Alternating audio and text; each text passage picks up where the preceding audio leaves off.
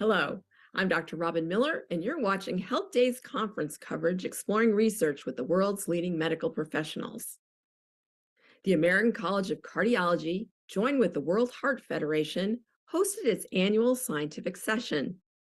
This year, the session was held from March 4th to the 6th in New Orleans, where experts explored the latest science and innovation and learned about practice-changing updates in care.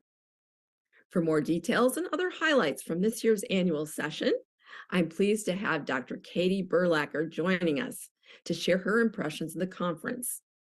Dr. Katie Berlacher is a board-certified cardiologist at the University of Pittsburgh Medical Center and vice chair of the American College of Cardiology's annual scientific session.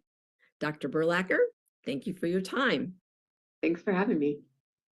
So what was the general theme of the session?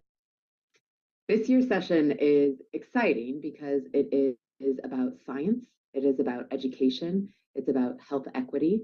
So there's not one single theme, I would say, but many themes that integrate together to give us, hopefully, the best outcome for all of our patients. There were many significant abstracts presented during the scientific session. Which ones are you most excited about? The opening session for the late-breaking clinical trials was really exciting in that it really was a range of the cardiovascular field. So the first trial was about us using a new medication to treat hypercholesterolemia or high cholesterol levels. The second one was about a new structural intervention that will help us treat tricuspid regurgitation. And then the last thing in that session was about the treatment of cardiovascular disease associated with cancer therapy. So all three of those have the potential to really change the way that we take care of our patients and that we treat our patients in the future, and hopefully, fingers crossed, give them better outcomes. So in one study presented during the meeting, researchers found that restricting dietary sodium intake below the recommended maximum of 2.3 grams per day has no benefit and could even increase the risk of death in patients with heart failure. Are these findings surprising to you? There's been hints of this in the data for some time now, and that study was really interesting in that it was a meta-analysis that looked at a number of different studies together to hopefully give us the best answer. One of the things that I think I, as a cardiologist, think about when I'm talking to my patients is that changing their diet may change the number of times that they are hospitalized or the frequency with which they are hospitalized, as well as the mortality. That study was really interesting in that they didn't find a difference in hospitalization, but they did find a difference in mortality rates. I think it's very telling. I think, it's the important information is really in the details though. So which patients is this most applicable to? And I think that is really what we need to dig into in the future moving forward to make sure that the right patients get the right sodium restrictions. So how can clinicians help patients manage their diet to ensure they consume a safe level of sodium?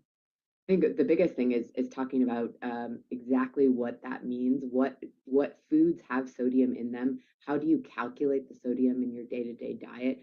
Those things are actually not common sense. So not only having your cardiologist talk to you and your cardiology providers talk to you, but also working with nutritionists so that they can help kind of log those things and help you keep a diet diary. Hmm. So researchers of another study presented some good news. The overall rate of heart attack related deaths in the US has declined significantly over the past 20 years, and the gap in the rate of heart attack deaths between white and Black people have narrowed by nearly half. What are these improvements attributed to? Well, this was not a study that actually looked at the causation of those numbers, but I agree with you, really great news that we are making progress in the right direction to decrease the mortality here from a cardiovascular standpoint. I think there's two things. One is are less people dying from it, or are we keeping patients alive longer, right? Both of those things will change that number to what we saw. And I think probably at the end of the day, it's both, right? We have less people dying from their heart attacks because of better prevention efforts, better treatment, better in the moment hospitalization, right? And then also, at the end of that, we are able to keep people alive better, right? Cardiac rehab is wonderful. We've been able to implement that for more patients. Um, Long-term medication use, so secondary prevention, has become even better. Just like I was talking about for the late-breaking clinical trials, we have more options for cholesterol treatment. And I think we're starting to also understand some of the things that maybe were less well understood in the past, such as stress and sleep and how those things can affect our cardiovascular health. So my guess is it's a mix of all of the above. It's going to be hard to pinpoint exactly which one thing led to those outcomes. So, what more needs to be done to continue to narrow the racial disparity gap, which is Uh, significant? Man, if I had an answer for that, if I knew exactly how to answer that question, I think a number of different things. Again, there's no one single thing that we can do.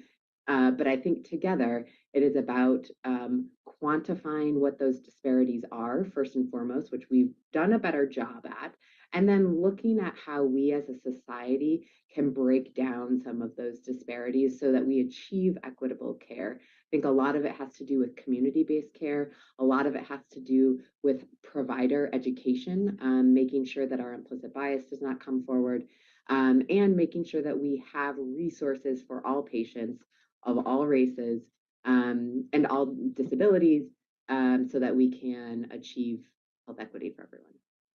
That brings me to one last question, which is women are not getting CPR as quickly as men on the street. Yes. What is that about?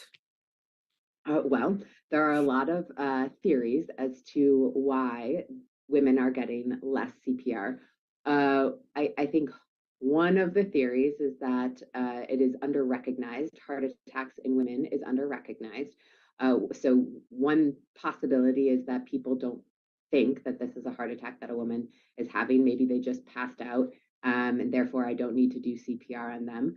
I think there are some other theories that would be some fear of touching a woman on the front of her chest, and maybe that would violate them in some way. And that is a barrier to them receiving as much care. So I think those are probably the two most common theories that I can think of off the top of my head.